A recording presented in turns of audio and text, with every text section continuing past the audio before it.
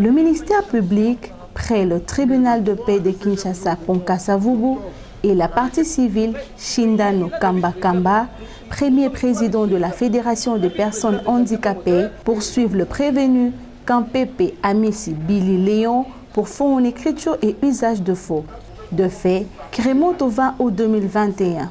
Selon l'organe poursuivant, les prévenus Kampepe Amissi aurait dénaturé la substance d'un procès verbal de l'Assemblée générale élective de la Fédération congolaise de personnes handicapées en y insérant de noms de personnes ne faisant pas partie de la fédération. Le ministère public affirme que le prévenu Kampepe Amissi aurait transmis le dit procès verbal au ministre délégué auprès du ministère des Affaires sociales, tout en sachant que ces documents seraient faux. À l'audience du jour, les avocats de la partie prévenue contestent le statut de la fédération brandi par la partie civile au motif qu'il y a non seulement absence de l'acte notarié, mais aussi serait différent du statut que détient leur client. Ils soutiennent que le statut de la partie civile a été confectionné frauduleusement après la mort de leur défunt président Martin Ekanga. Oui, j'en ai ici, je voulais faire les observations. Dans les statuts qu'ils ont déposés au niveau du parquet, il y a d'abord acte notarié. Mais dans ces statuts qu'il vient de déposer, il n'y a pas l'acte notarié. Le dossier qui était déposé au parquet est là, l'acte notarié. Quand vous allez vérifier l'acte notarié, ça date de l'an 2022, le 7e jour du mois de janvier. Et vous allez constater dans cette pièce acte notarié, le feu président Martin Ekanga n'était plus en vie.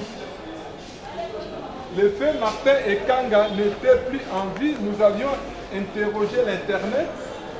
Il nous avait donné, l'Internet nous avait donné sa date de la mort. Sa date de la mort est là.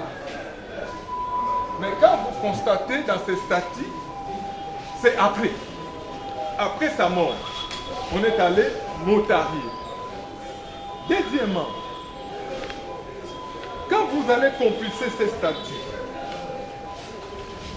vous allez remarquer dans ces statuts, c'est différent, totalement différent avec ce que nous venons de déposer.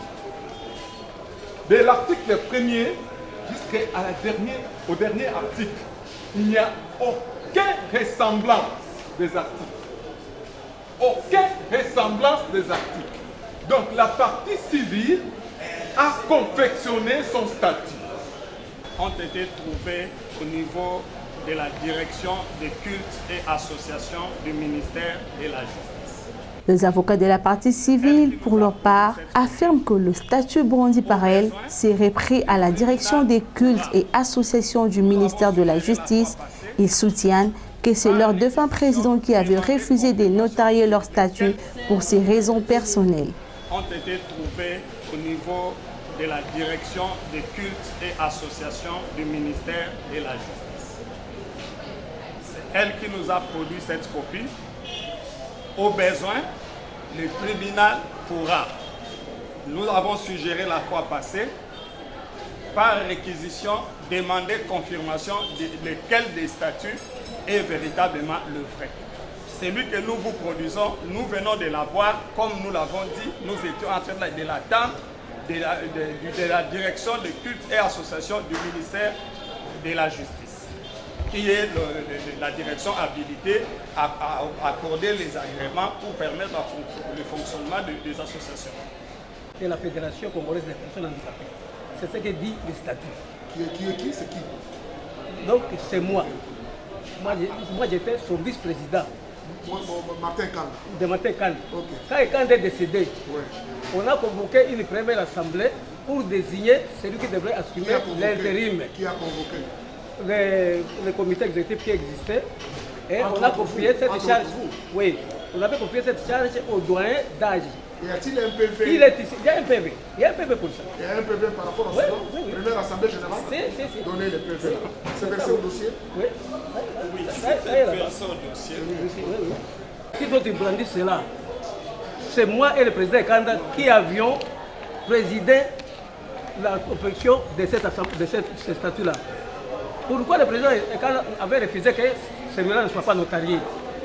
Parce qu'on s'était rendu compte par après que ce sont les membres du comité. Le tribunal procède ensuite à l'audition des renseignants.